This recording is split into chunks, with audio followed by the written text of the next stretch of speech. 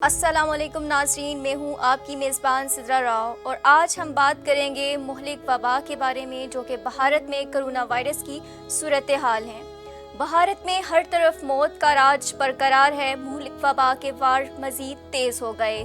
مزید 4 لاکھ افراد کرونا کا شکار ہو گئے ہیں۔ بھارت کے حالات نہایت کشیدہ ہو چکے ہیں۔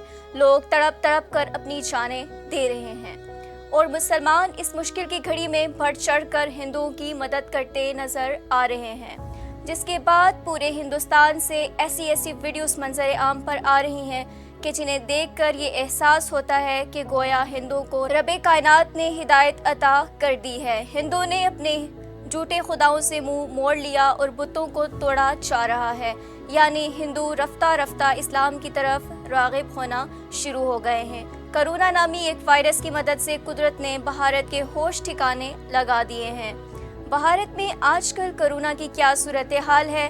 پورے بھارت میں پڑی لاشیں کیا داستان غم سنا رہی ہیں اور مسلمانوں نے کیسے ہندوؤں کے دلوں میں اسلام کی شمع روشن کی ہے؟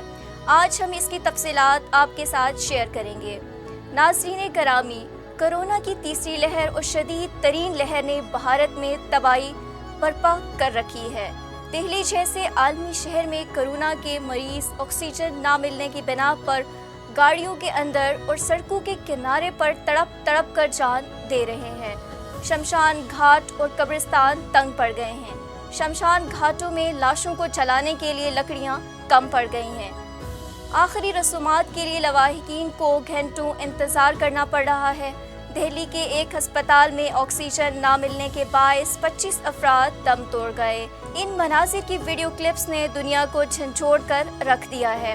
بھارت کے ہمسایہ ملکوں میں بھی خوف کی ایک لہر دوڑ گئی ہے۔ دہلی ہائی کورٹ نے پوچھا ہے کہ حکومت نے کرونا وبا سے بچنے کے لیے کیا تدابیر کی ہیں، جو مئی کے وسط تک شدید تر ہو سکتا ہے۔ دہلی ہائی کورٹ نے کہا ہے کہ آکسیجن کی فراہمی میں رکاوٹ بننے والوں کو پھانسی دے دی جائے گی۔ بھارتی عدالت عظمیٰ کے اس بیان سے بھارت کی حالات کی سنگینی کا اندازہ ہو رہا ہے۔ اس سے یہ بھی پتہ چل رہا ہے کہ آنے والے دنوں میں وبا میں تیزی آئے گی اور جانی نقصان بھی بہت زیادہ ہو سکتا ہے۔ ناظرین، ہمسایہ ملک بھارت میں ہسپتالوں میں جگہ کم پڑ گئی ہے اور ان کے دروازے بند کر دیے گئے ہیں۔ شہری مریضوں کو سڑکوں کے کنارے رکھ کر آکسیجن پہنچانے کی کوشش کر رہے ہیں۔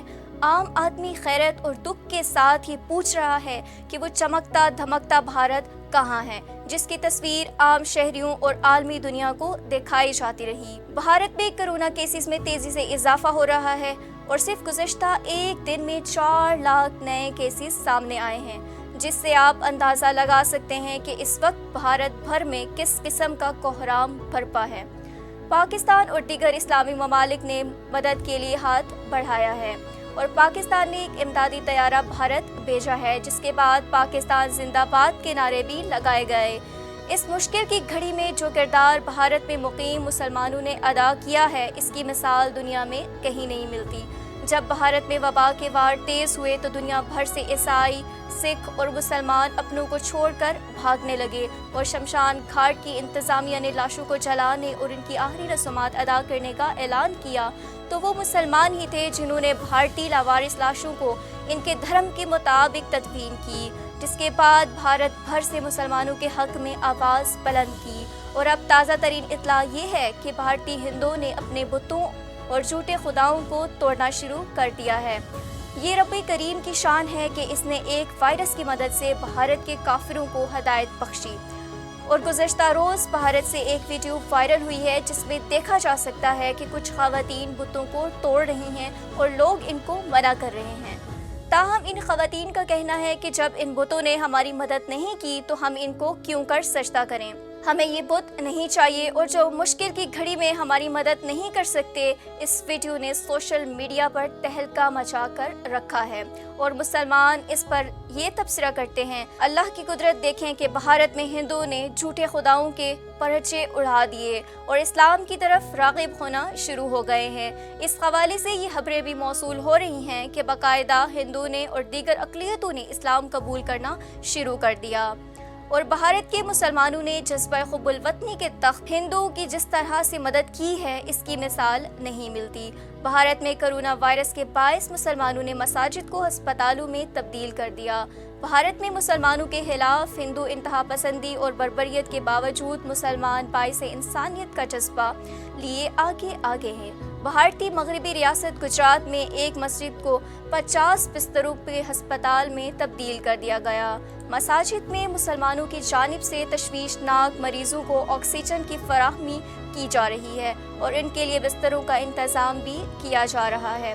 مساجد کے منتظم کا کہنا تھا کہ کرونا وائرس کی صورتحال بہتر نہیں اور لوگوں کو علاج کے لیے ہسپتال میں بستر نہیں مل رہے، تو ہم نے متاثرین کے لیے مساجد کو ہسپتال میں تبدیل کرنے کا فیصلہ کیا۔ دوسری جانب دارالعلوم دیوبند نے بھی 20 نرسوں اور 3 ڈاکٹروں کے ساتھ 142 بستروں پر مشتمل ہسپتال کی سہولت کو کرونا وائرس کے مریضوں کو فراہم کیا، جن میں ہر مذہب کے لوگ زیر علاج ہیں۔ مسجد کی کمیٹی رکن کا کہنا تھا کہ کرونا وائرس کے مریضوں کے لیے 1000 بیڈ پر مشتمل ہسپتال بنا سکتے ہیں، تاہم آکسیجن کی فراہمی میں رکاوٹ ہے۔ یہی نہیں، حیدرآباد سے تعلق رکھنے والا مسلم لڑکا سیف خان اپنے خرچے پر روزانہ رات کے اوقات میں سڑک کے کنارے زندگی گزارنے والے لوگوں میں کھانا تقسیم کرتا ہے۔